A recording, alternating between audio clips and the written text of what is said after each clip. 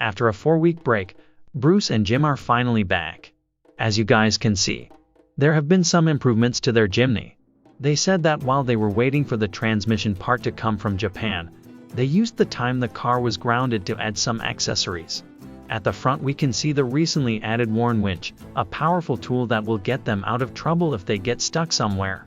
At the rear of their 4-wheel drive we can see 2 toolboxes, one with wrenches, screwdrivers and some other basic tools, and another one with a chainsaw, a metal cutter and a sledgehammer.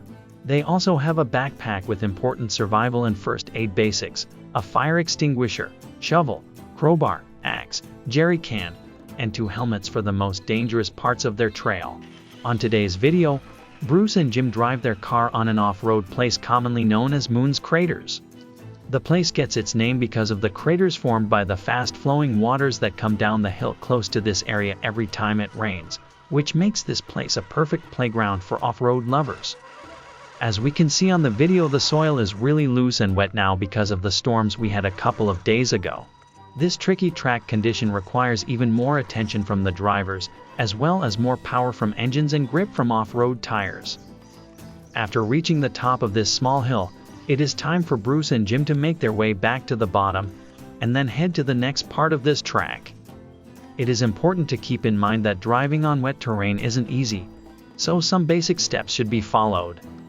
Lowering your tire pressures will give your tires a better chance of gaining purchase in mud if it has a soft base. You won't want to drop them as low as you would when driving in sand, because mud can work its way between the tires and the wheels, which can result in rapid deflation. Nevertheless, lower tire pressures around 22 to 28 pound per square inch will provide a longer footprint, which will give you a better chance of making it through. If the mud has a solid base, however, you can maintain higher pressures.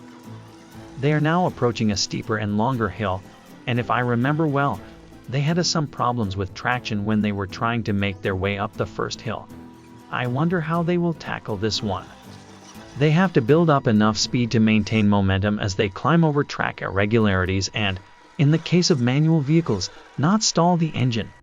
But don't go so fast or they could damage the vehicle. If they think they're going too fast for the selected gear, they should make a quick upshift, but try to do so where the track is not at its steepest, and should be ready to downshift if the engine starts to labor. When driving down a muddy hill, engage low range and select first gear, no matter whether your vehicle has a manual gearbox or an automatic transmission. If you find that first gear is too slow for the descent, you can always upshift to second. This corner seems to be a sharp one and their car doesn't seem to have small turning radius. I hope they can get through this corner safely. Oh my god, they crashed. After some help from the locals, they are back on the track again. Thank God nothing happened to them or to their car. But we can see that they are now wearing their helmets.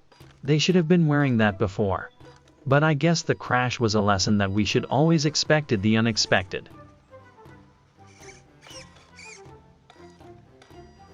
They have safely made it through the corner and now they just have this huge puddle of mud ahead.